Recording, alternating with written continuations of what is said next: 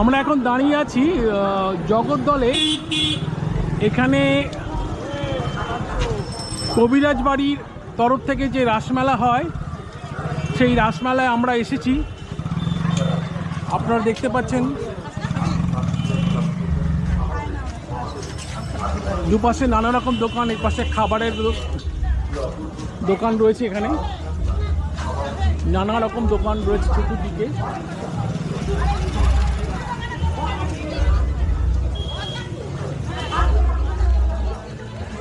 দেখুন কত রকম দোকান চতুর্দিকে, আর আলো দিয়ে সাজানো হয়েছে। ফুচকার দোকানে মানুষের ভিড়। রামায়ণ মহাভারতের ঘটনাকে এখানে তুলে ধরা হয়েছে। আপনারা দেখতে পাচ্ছেন এটা দুর্যোধন ও কৃষ্ণ। এটা হচ্ছে সীতার পাতাল প্রবেশ। এখানে হচ্ছে শ্রীকৃষ্ণের ননী চুরি ঘটনাকে এখানে তুলে ধরা হয়েছে পুতুলের মাধ্যমে। এটা হচ্ছে রাম রাবণের যুদ্ধ, কিন্তু এখানে রাবণের একটা মাথা। এখানে সাবিত্রী সত্যবান দেখুন, সীতা, তার সঙ্গে দেখা করতে এসছেন হনুমান রামের দূত হয়ে। মা যশোদা কৃষ্ণকে ঘুম পাড়াচ্ছে। এখন দোলনায় শুয়ে শ্রীকৃষ্ণ, পাশে বসে আছেন মা যশোদা। এটা হচ্ছে কৃষ্ণ দর্শন, রামকৃষ্ণের কৃষ্ণ দর্শন। এটা হচ্ছে কারাগারে শ্রীকৃষ্ণের জন্ম। শ্রীকৃষ্ণের মূর্তি এখানে নেই। এখানে দেখুন পুতনা বধ।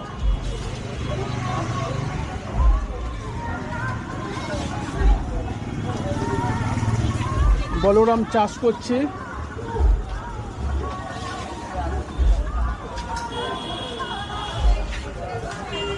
আমরা এবার মন্দিরের ভেতরে প্রবেশ করছি।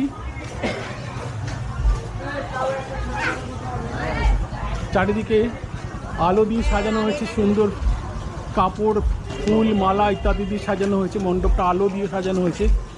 ভেতরটা দেখানোর চেষ্টা করছে, খুব সুন্দরভাবে সাজানো। দেখুন কি অপূর্ব লাগছে, দারুণ ব্যাপার। এখানে এই প্রথম এলাম, হঠাৎ করেই খবর পেলাম যে এখানে একটি রাস মেলা হয়।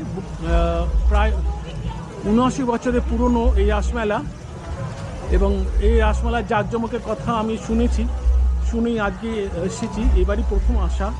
এত সুন্দর যে সাজানো গোছানো, চতুর্দিকে নানা রকম পুতুল দিয়ে শ্রীকৃষ্ণের জীবনী, মহাভারত ও রামায়ণের কাহিনী তুলে ধরা হয়েছে। আপনারা দেখুন কি অপূর্ব। এটা হচ্ছে জগদ্দল কবিরাজ বাড়ি। কবিরাজ বাড়ির তরফ থেকে এই মেলাটা অনুষ্ঠিত হয়ে থাকে প্রতি বছর রাস পূর্ণিমাতে। এই মেলা চলে 15 দিন ব্যাপী। আপনাদের শ্রীকৃষ্ণের মূর্তি, রাধাকৃষ্ণের মূর্তি দেখাবো। দেখুন কি সুন্দর সাজানো হয়েছে মূর্তিগুলোকে, এক এক করে দেখুন। এখানে কি 8টা সখী রয়েছে শ্রীকৃষ্ণের? 3 3 6 আর দুজন। ও দুপাশে ওই যে দুপাশে দুজন ঘুরছে কৃষ্ণের সঙ্গে। অপূর্ব, কি সুন্দর সাজানো হয়েছে। আরে বাপরে, তাক লেগে যাবে, দেখলে তাক লেগে যাবে, এত সুন্দর সাজানো হয়েছে। কি সুন্দর, নানা চাঁদমালা রয়েছে, কি সুন্দর। তার আগে এখানে আবার জগন্নাথ, বলরাম, সুভদ্রার মূর্তি রয়েছে নিচে। উপরে রয়েছে রাধাকৃষ্ণের মূর্তি।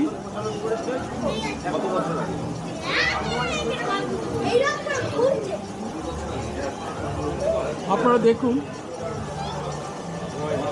কত সুন্দর ঝকমক করছে, একেবারে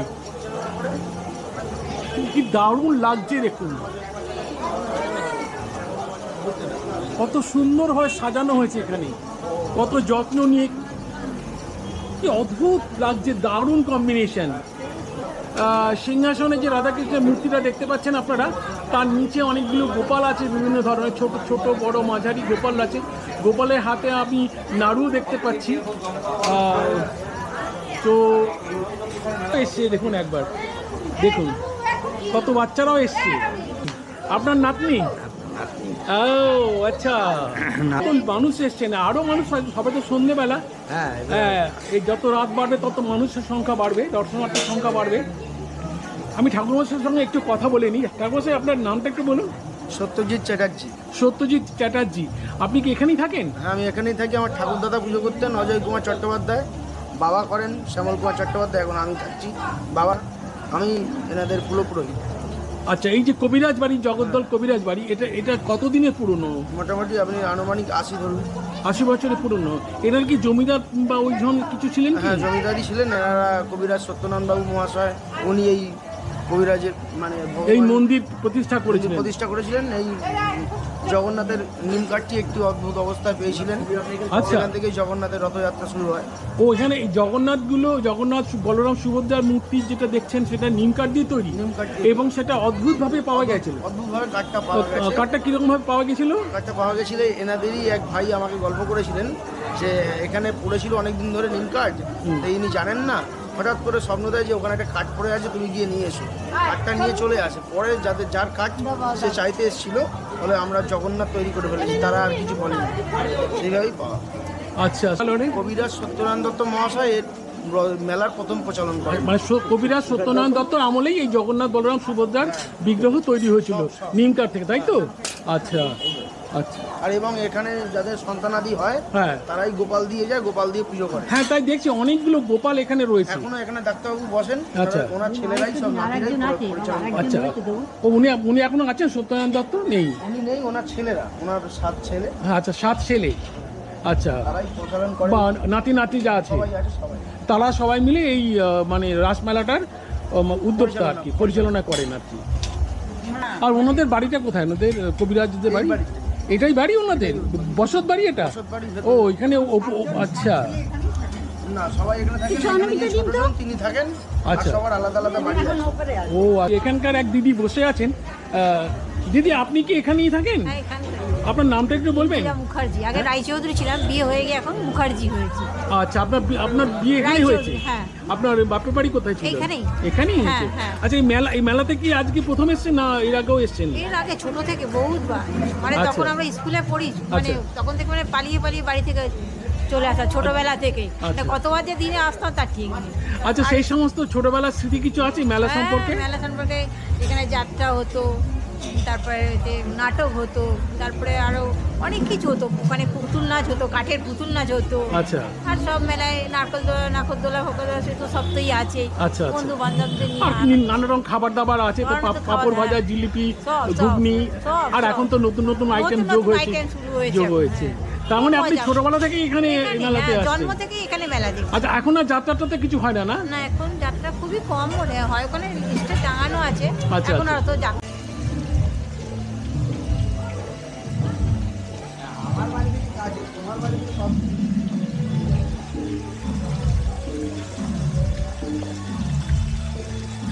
হ্যাঁ, কেন বলো? হ্যাঁ, ওই তো বললাম না, এদিকে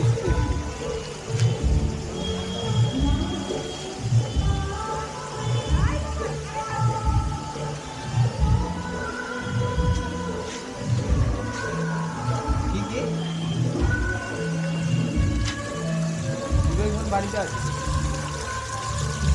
হ্যাঁ, বাবা গিয়েছে, আমি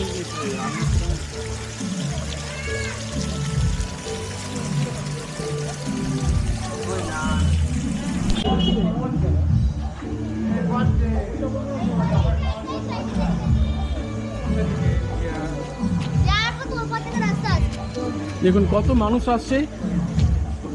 জগদ্দল কবিরাজ বাড়ি প্রাঙ্গণে অনুষ্ঠিত হচ্ছে রাসমেলা, সেই উপলক্ষে আমরা এসেছি এখানে সেই ছবি আমাদের ক্যামেরায় ধরে রাখতে, আপনাদের সেই ছবি আপনাদের উপহার দিতে।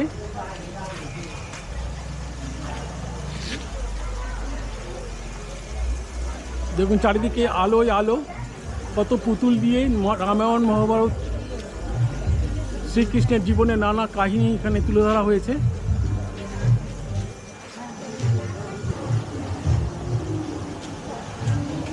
দেখুন কত সুন্দরভাবে সাজানো হয়েছে, পুরো ঝকঝক করছে, একদম অপূর্ব দৃশ্য।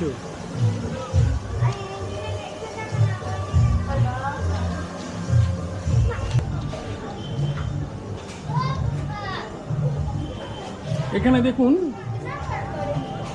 15ই নভেম্বর শুক্রবার এখানে রাসমেলা শুরু হয়েছে, চলবে 26শে নভেম্বর মঙ্গলবার অবধি। প্রতিদিন কি কি অনুষ্ঠান আছে তার একটা সূচি এখানে রয়েছে, অনুষ্ঠান সূচি এখানে রয়েছে কবিরাজ বাড়ির রাসমেলা উপলক্ষে।